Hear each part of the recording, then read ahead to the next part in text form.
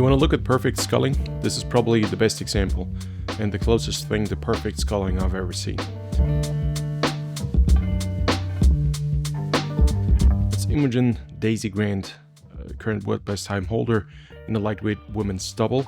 She's Olympic champion of the Paris Olympics in the lightweight women's double, and to me, one of the best scullers I've ever seen my entire life.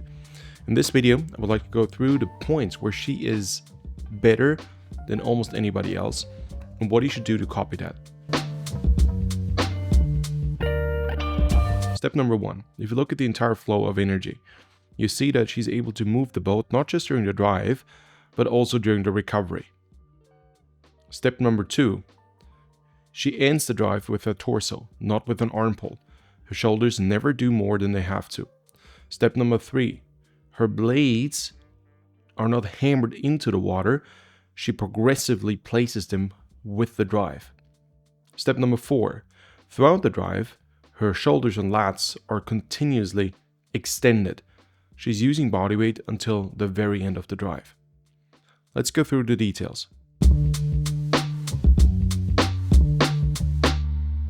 What happens at the catch is that as your blades come in deeper, here, you progressively apply load with your legs. It's not really a slow process, it's actually quite quick, but it's got to go hand in hand. So there are 3 parts to this. The part 1 is how much force you apply with your legs through the feet on your foot stretchers. And then it's a lot of bracing around your lats and shoulders, so to keep your shoulders low and also the lats engaged.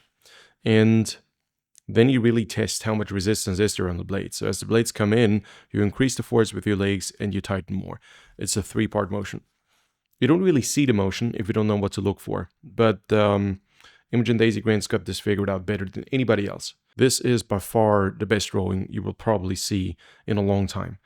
And if you just look at the catch and see how progressively she connects these 3 elements, leg drive, bracing of chest and shoulder girdle, armpits, lats, and she's waiting for the blade connection. She's not hammering the blades in, she's waiting for it.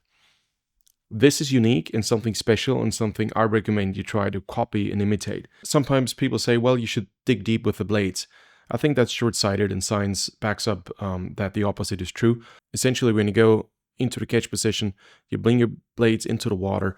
When your blades go up and down, you create artificial slip. That means the blade only works as the shovel as which it is intended to work if it's vertically stabilized. If it's vertically not stabilized because your hands move up and down, then you will create water coming over the top or under the bottom of the blade, and that will essentially lead to the point where the blade moves through the water. But the main principle of rowing is the opposite.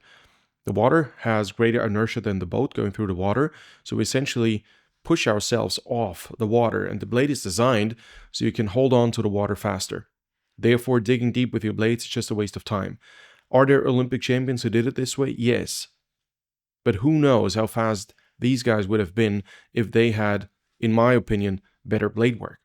Let's move on, because there's really more to say about Imogen Daisy Grant.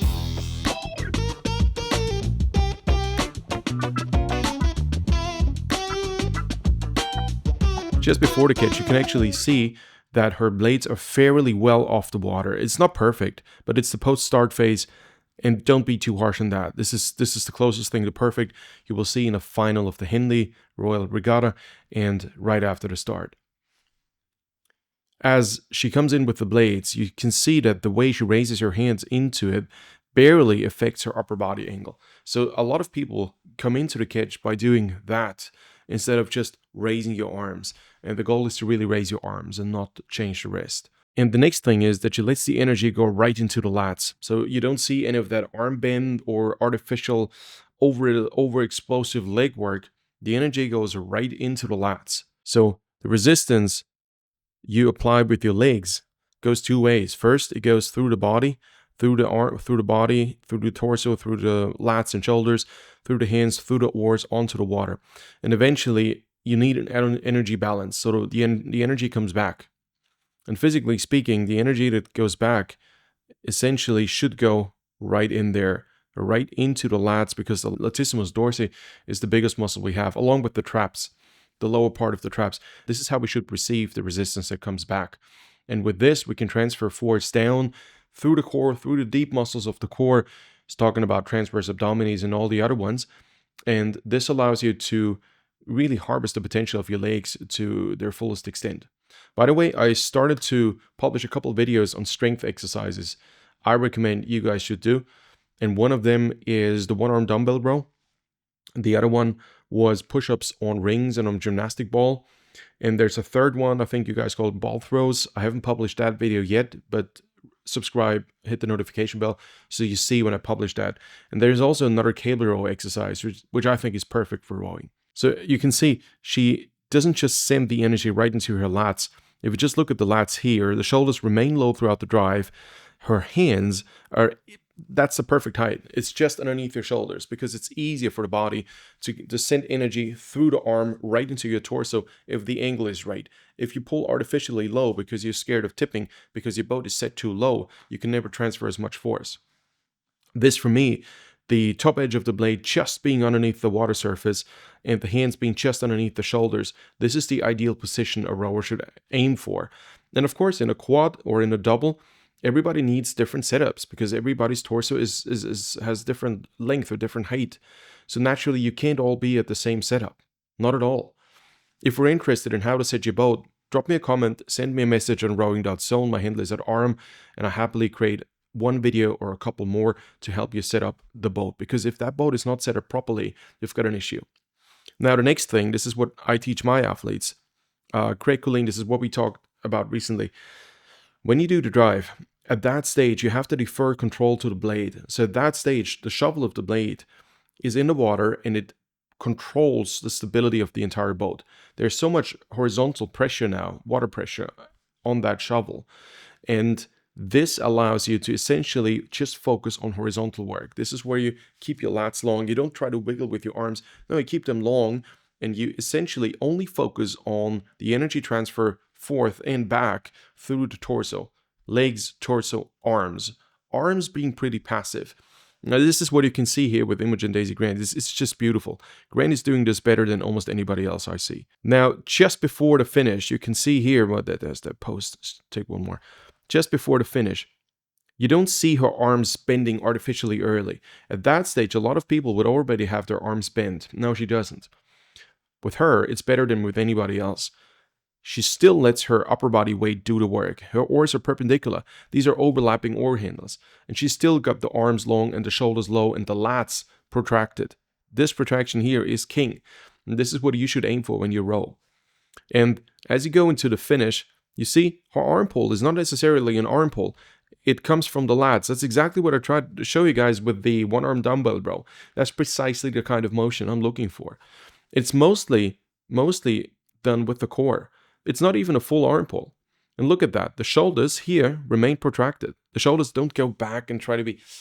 No, not at all. The shoulders remain protracted and she ends the drive with her torso. It's the ventral chain, the front of your torso, that ends the drive. And you see, look at the blades. They come out almost the last possible moment. And it is a washout. It's not a straight out motion because it doesn't work that way. You know, when we start to row, we like to think, oh, it's easily possible that you set the blade, then you start to drive, and then you go out, and then, no, it's always a wash in, it's always a wash out. You just have to make sure you keep it as short as possible. And get most of the energy transfer done with the big muscle groups, legs and torso, legs and torso. Your arms are just extensions of the torso. And therefore, we don't even do a separate arm pull. Here. My Saturday group, that's precisely what I'm trying to teach you. This is how we should be rowing. Model this. I don't care if you are 120 kilo heavyweight. The principles are the principles. These are the principles of rowing. Now, when she goes forward, she's using her upper body quite early. However, you can see how loose her wrists are. Even in a post-start phase of the Henley final, her wrists are fairly loose. She's not like doing that. No, it's a kind of loose, it's almost relaxed wrists here going forward. And she lets you crisscross her arms. I like that feeling when you tap down, crisscross your arms. This relaxes the elbows and the shoulders. You don't artificially have to go in. Here, this is where the focus is, and then you loosely come forward. You can see the shoulders almost ducking in a bit. Here, that's massive. Another point is this position here is where she almost lifts the pelvis past the hip joint. The knees are down. If you look at the knees are down. It almost looks like she's lifting the pelvis past the hip joint forward to start to pull the boat, to start to shovel the boat with the pelvic tilt towards the bow. And this is what I referred to when I said, look, she's got two acceleration phases. She's got the drive, and this is how she initiates the recovery as an acceleration phase. She uses her body weight, as little as her body weight is, to recover the boat. This is why it's called recovery. You recover the boat to travel underneath yourself towards the bow. And as she reaches the catch, she doesn't give up on that position. She doesn't slump back and tilt her pelvis backwards. Not at all. As she reaches the catch, she's still in that low torso, long position where she's trying to control the boat with her pelvis. Ladies and gents, boys and girls, this is something that is more important than I can emphasize. And now that she reaches the catch, there's a second motion going on. It's a protraction of the lats going forward into the catch. It's separated. The low torso up to the end of the transverse abdominis attached to the sternum. This is where you try to be long and in control.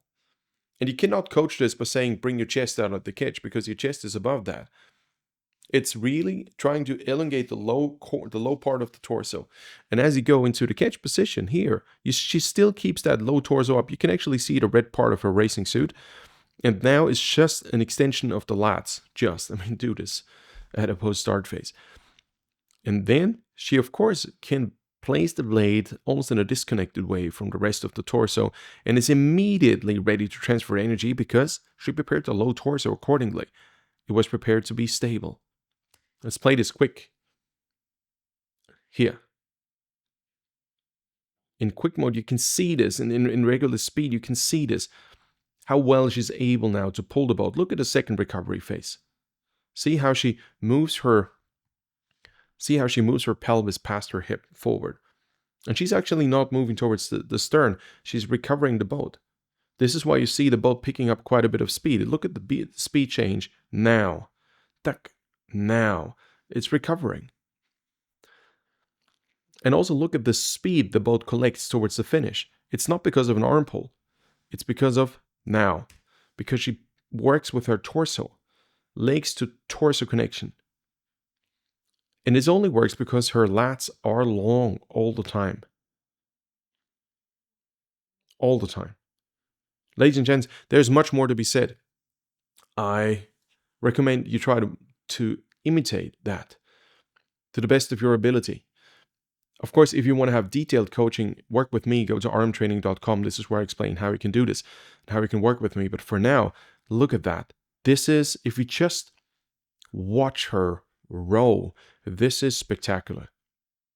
So, Imogen, if you see this, I draw my hat. I'm in awe. This is absolutely staggering, beautiful. I know it's a couple of years ago, but the way you rode there is just spectacular. Ladies and gents, that's it. My name's Aram. Go to aramtraining.com. If you want to send me a message, my handle is @aram_on_rowing.zone. I do hold a series of very small rowing group camps here in Vienna, Austria. You find all the details on aramtraining.com. Thank you once more for Hindley Royal Regatta to allow me to use their footage. And I'm very much looking forward to the 2025 edition of this legendary regatta. See you then. Thank you for watching, subscribing, and sharing, and I'll see you in the next video. Bye-bye.